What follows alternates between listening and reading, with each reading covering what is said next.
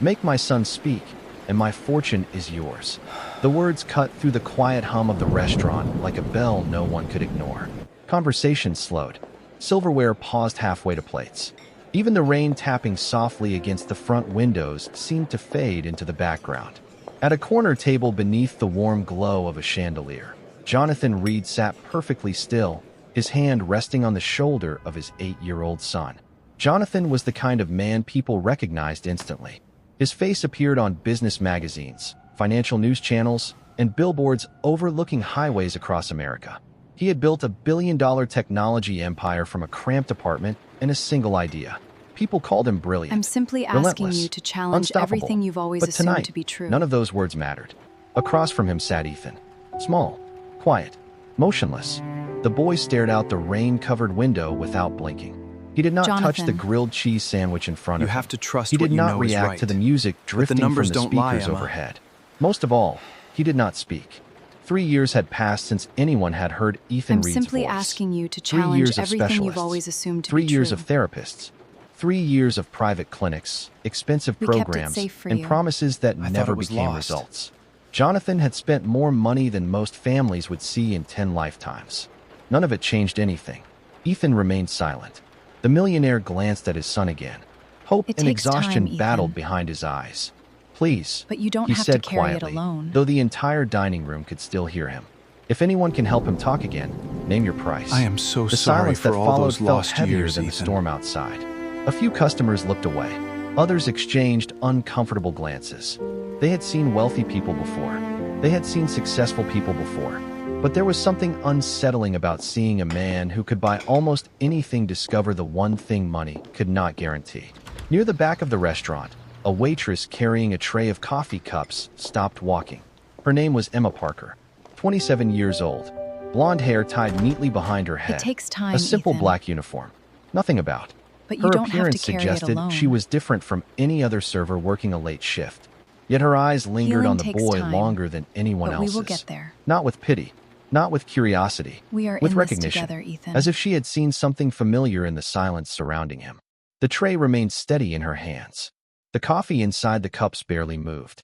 Across the room, Jonathan lowered his head. For a brief moment, the powerful businessman looked less like a millionaire and more like a father running out of answers. And while no one noticed it yet, Emma Parker had already noticed the one thing every expert had missed. Ethan Reed had not always been silent. 3 years earlier, his laughter had filled rooms before he even entered them. He had been the kind of child who asked 100 questions during a 10-minute car ride and somehow found wonder in everything. Jonathan still remembered summer afternoons at their lake house in upstate New York. Ethan racing across the dock. Ethan insisting that every passing boat deserved a wave. Ethan talking endlessly about becoming an astronaut, a firefighter, and a concert pianist all at the same time. Then everything changed. Not in a dramatic moment that made headlines. Not in a way money could solve. One rainy November evening, Ethan lost the person he loved most in the world. His mother. The loss settled over the boy like a winter that never ended. At first, everyone believed time would help. Family members promised healing. Friends promised patience. Doctors promised progress. Yet weeks became months. Months became years. Ethan stopped speaking. Not because he could not. Because he chose not to. Jonathan spent the first year searching for answers. The second year searching for hope. By the third year, he was searching for miracles. He flew specialists from Boston, Chicago, Dallas, and Los Angeles. He transformed an entire floor of one of his office buildings into a therapy center designed specifically for his son. Every recommendation was followed. Every appointment was kept. Every possibility was explored. Still, Ethan remained silent. Sometimes the boy would sit for hours beside a window, watching clouds drift across the sky. Other times he would sketch in a small notebook he never allowed anyone to read. He smiled occasionally. He listened carefully. He understood everything around him. But he never spoke. Back inside the restaurant, Emma carried a fresh pot of coffee toward another table. Yet her attention kept drifting back to the corner booth. She watched Ethan studying the rain sliding down the glass. She noticed the untouched sandwich, the untouched fries, the untouched milkshake. Most importantly, she noticed something else. Whenever Jonathan spoke to him, Ethan listened, truly listened. His eyes shifted. His fingers moved slightly against the edge of the table. Tiny reactions. Almost invisible. But they were there. Across the dining room, a woman seated nearby whispered to her husband that the boy looked sad. Another customer assumed he was shy. A third guessed he had stopped speaking because of fear. Emma was not convinced by any of those explanations. She had spent years learning how silence worked. Real silence. The kind people carried inside themselves. And as she watched Ethan, she felt an unexpected certainty settle into her mind. The experts had been trying to make the boy speak. No one had stopped to ask why he was choosing not to. For the first time that evening, Emma set down her coffee pot, glanced toward the corner booth, and quietly made a decision that would change all of their lives. The dinner rush slowly returned to normal, but Jonathan Reed remained frozen in the corner booth, staring at the rain beyond the glass. For years, he had built a reputation for solving impossible problems. Investors trusted him because he always found a way forward. Competitors feared him because he rarely accepted defeat. Yet none of those victories mattered when he looked across the table at his son. Ethan sat quietly, tracing a finger along the edge of his napkin. The boy appeared calm, but Jonathan knew better. He had spent thousands of hours studying every expression, every glance, every small movement. Hope had trained him to notice details. Disappointment had trained him even more. His phone vibrated. Another message from a specialist. Another recommendation. Another program with an impressive success rate. Jonathan did not even open it. He already knew how the story would end. A promise. An evaluation. A bill. Then silence. Always silence. Across the room, Emma cleared a nearby table while listening to fragments of conversation. Several customers had recognized Jonathan. A few whispered about his company. Others discussed his wealth. Nobody talked about the exhaustion in his eyes. Nobody talked about the way his shoulders seemed heavier each time Ethan looked away. Wealth made suffering less visible. People assumed money protected a person from heartbreak. Emma knew that was not true. Jonathan suddenly leaned forward. His voice was gentle, careful, the way it always became when speaking to his son. "We can leave if you want, buddy." Ethan looked at him, just for a second. Then he returned his attention to the rain. Jonathan forced a smile. It disappeared almost immediately. 3 years earlier, Ethan would have answered before the sentence was finished. Now even the smallest response felt unreachable. Emma noticed something then.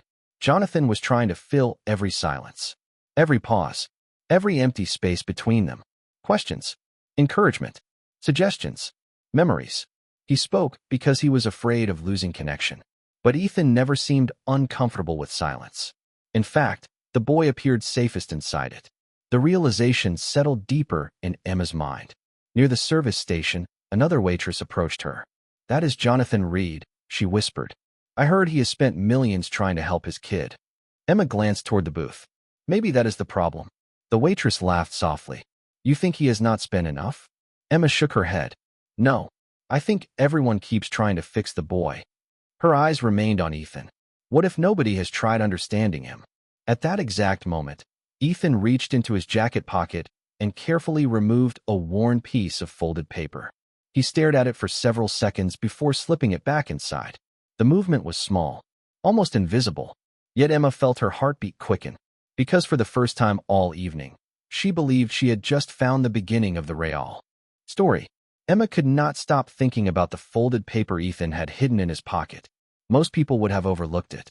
A child carrying a note was hardly unusual, but something about the way he handled it felt different. Careful, protective, almost sacred. Jonathan signaled for the check, though neither he nor Ethan had eaten much. The millionaire looked tired. Not the kind of tired that comes from long flights or late meetings.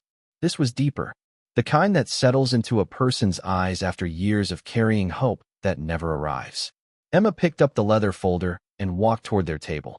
As she approached, she noticed Ethan looking down at his hands. Jonathan followed his son's gaze and offered another gentle smile. "Maybe we can stop by the bookstore on the way home," he said softly. "You always liked that place." Ethan remained silent.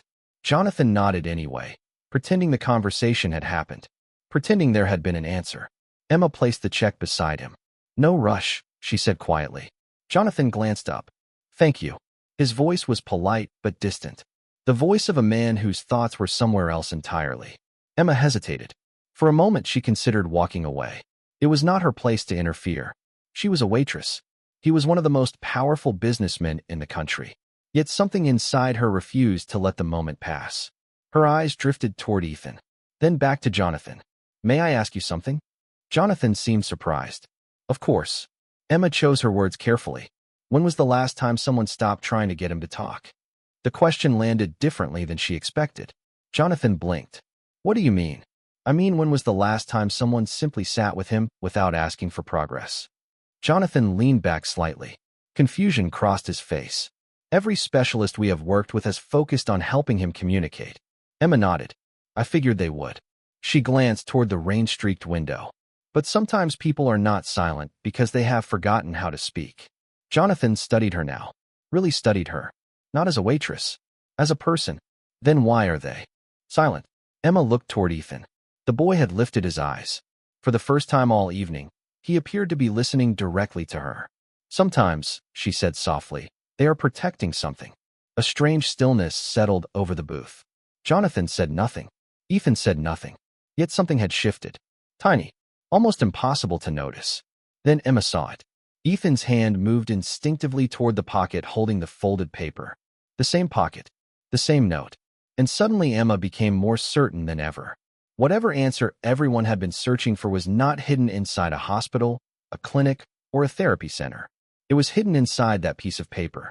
Jonathan looked from Emma to his son, uncertainty written across his face. He had spent years listening to experts speak with confidence. Degrees on walls. Awards in offices. Research studies and treatment plans. Yet somehow a waitress had just asked a question none of them had asked.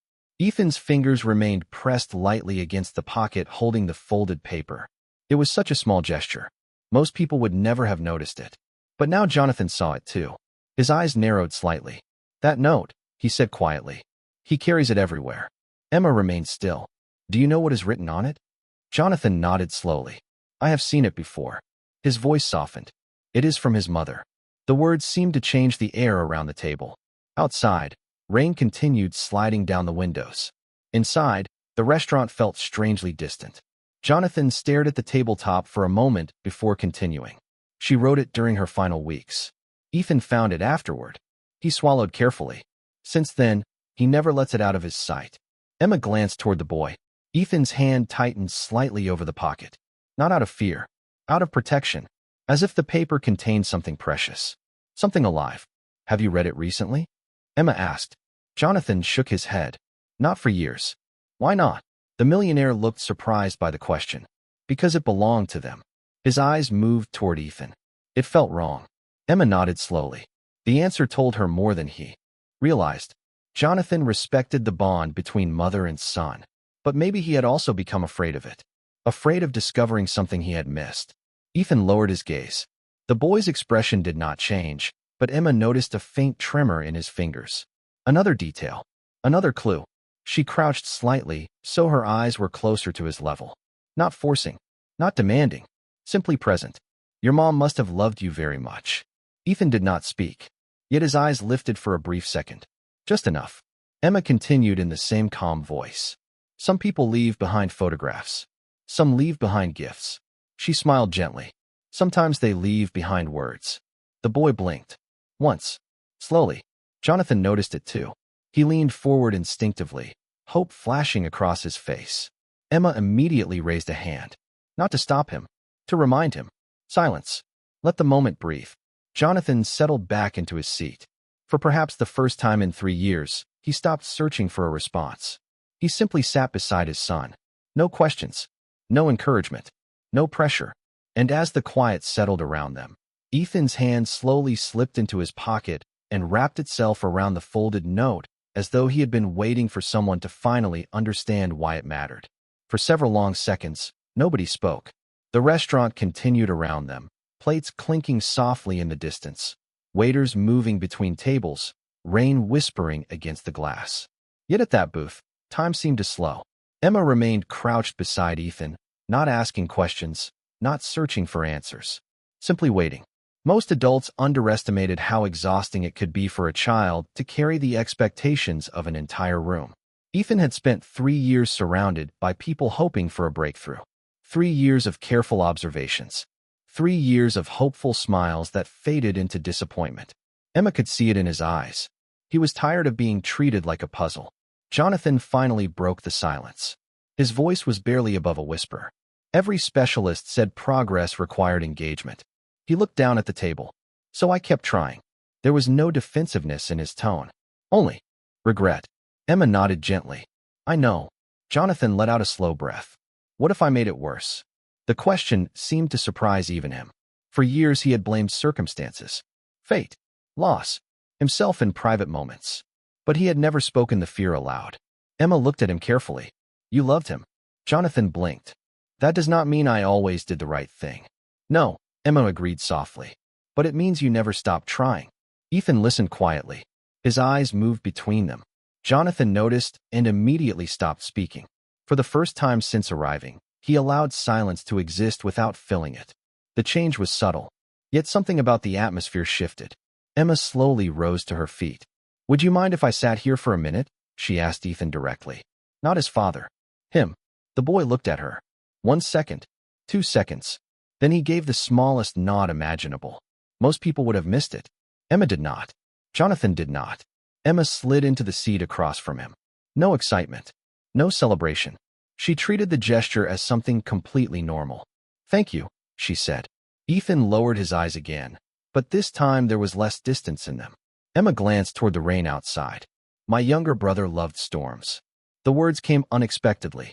Jonathan looked up. Emma rarely spoke about herself.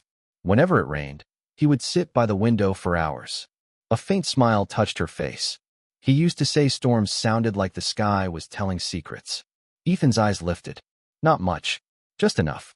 Emma continued staring at the rain rather than at him. I never understood what he meant. Her smile softened.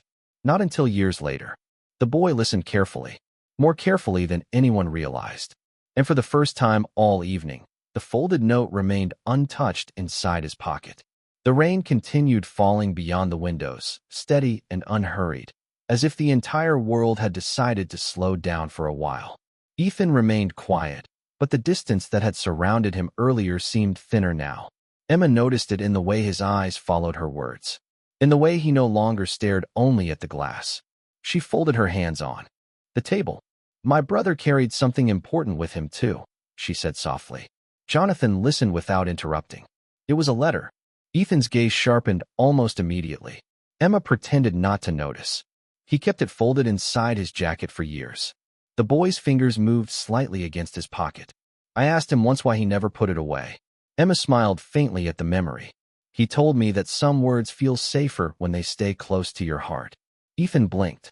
Jonathan looked at his son, then at Emma. The connection was becoming impossible to ignore. Emma continued. For a long time, I thought the letter was protecting him. She paused. Years later, I realized he was protecting the letter. Ethan slowly lowered his eyes. The movement was small, but it carried meaning. More meaning than any test result Jonathan had received in 3 years. A waiter passed nearby carrying plates. A coffee machine hissed in the background. Yet the booth felt strangely separate from everything around it. Emma glanced toward the window. The funny thing is, my brother was never afraid of losing the letter. Her voice grew quieter. He was afraid that if he moved on, he might lose the person who wrote it. Jonathan froze. The words struck him with unexpected force. For a moment he could not breathe, because suddenly he understood something he had never considered. What if Ethan was not holding on to silence? What if he was holding on to his mother? Not out of sadness, out of loyalty. Ethan's hand slowly slipped into his pocket. He pulled out the folded paper and rested it on the table. The motion was careful, deliberate. Jonathan stared at it. He had not seen the note outside their home in years. Emma did not reach for it. She did not ask to read it. She simply looked at Ethan and said, "She must have been very special." The boy nodded. A real nod. Clear enough that nobody could mistake it. Jonathan felt his chest tighten. It was the strongest response Ethan had given all night. Emma smiled gently. I can tell. Ethan's eyes lingered on the note. Then, for the first time, he pushed it slightly toward the center of the table. Not to his father. Not to Emma. Just closer. As if he was allowing them to step 1 inch nearer to the world he had been protecting all along. And in that quiet moment, Emma realized they were standing at the edge of a door that had been closed for 3 long years. The folded note rested between them like a bridge that had finally appeared after years of searching for a way across. Jonathan stared at it without touching it. His eyes were already shining, though he seemed unaware of it. Ethan kept his gaze fixed on the paper. The restaurant around them faded even further into the background. Emma could sense it. The moment was close now. Not because she had discovered a secret technique. Not because she possessed some extraordinary gift. Because for the first time, nobody was trying to pull Ethan out of his silence. They were meeting him inside it. Emma looked at the boy gently. "You know," she said. "My brother eventually opened his letter again." Ethan's fingers tightened slightly around the edge of the note. "Do you know what surprised him?" she continued. The boy did not respond, but his attention never moved away. The words had not changed. Emma smiled softly. But he had. Jonathan lowered his head. The sentence landed somewhere deep inside him. Emma continued. For years he thought holding on was the only way to stay connected. Her voice became quieter. Then one day he realized that love does not disappear when we keep living. Ethan's breathing changed. Barely, yet it changed. Jonathan noticed it too. Neither man spoke. Neither dared interrupt. Outside, the rain had begun to ease. The drops were slower now, softer against the glass. Emma glanced toward the folded paper. "I think she would be proud of you." Ethan's eyes immediately filled with emotion. Not overwhelming, just honest. Real.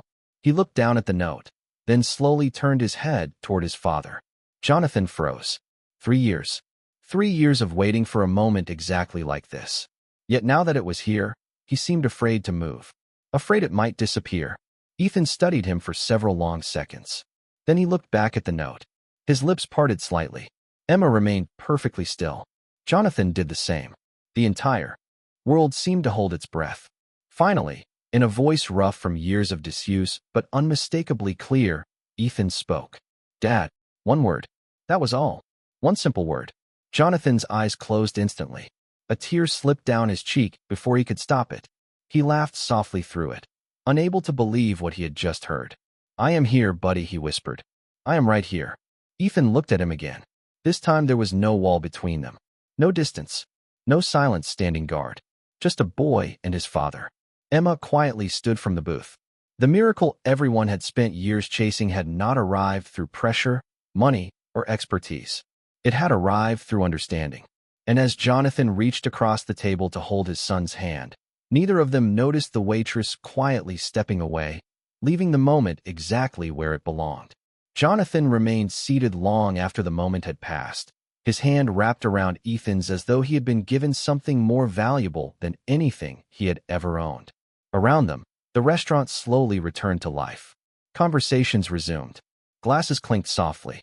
A few people smiled without fully understanding what they had just witnessed. Ethan sat quietly, but the silence was different now. It no longer felt like a wall. It felt like a doorway left open. Jonathan eventually looked around the dining room. His eyes searched until they found Emma near the service station, wiping down a table. She had returned to work as though nothing extraordinary had happened. No announcement. No celebration. No attempt to claim credit. Jonathan stood and walked across the restaurant. Ethan followed beside him. When they reached her, Emma looked up with her usual calm expression. "Everything all right?" she asked. Jonathan laughed softly, shaking his head in disbelief. "No," he said. "Everything is better than all right." For a moment he struggled to find the right words. A billionaire who had negotiated international contracts and addressed stadiums full of people suddenly found himself speechless. Finally, he reached into his jacket and removed a checkbook. He wrote a number without hesitation and placed the check on the table. "Please," he said. "Take it." Emma glanced down briefly. The amount would have changed her life. Most people would have stared at it. She barely looked. "No," she replied gently. Jonathan blinked. "You did not even read it." "I do not need to. You earned it." Emma smiled. "I did not do this for money." Jonathan looked at her for several seconds. Then he understood. The answer had never been about a reward. It never had been. "Who are you?" he asked quietly. For the first time that evening, Emma hesitated. Then she gave a small smile. "A long time ago, I worked with children." Jonathan frowned slightly. "A teacher?" Emma shook her head. "A child therapist." The words hung in the air. Suddenly everything made sense. The patience, the observations, the questions nobody else had asked. Jonathan stared at her in astonishment. Then why are you working here? Emma glanced toward the rain-washed windows. Because life changes. Her answer was simple, honest, complete. Jonathan nodded slowly. He did not ask for more. Some stories deserved privacy. Ethan stepped forward then. Quietly, carefully. He looked at Emma. For a moment, nobody spoke. Then the boy said 2 words. Thank you. Emma's eyes softened. Jonathan closed his eyes briefly as another wave of emotion swept through him. 2 words. Simple words. Yet they felt priceless. Outside, the storm had finally passed. A thin beam of evening sunlight broke through the clouds and spilled across the restaurant floor. Jonathan folded the untouched check and slipped it back into his pocket. For the first time in years, he realized there were things money could never purchase. Understanding, patience, human kindness. As he and Ethan walked toward the door, the folded note remained safely in the boy's pocket. But now it no longer felt like an anchor holding him in place. It felt like a gift he could carry forward. And Emma returned to clearing tables, unnoticed by most of the room. Yet somewhere behind them, a father had his son back. Sometimes the quietest people change lives the most, not because they speak the loudest, but because they know when to listen.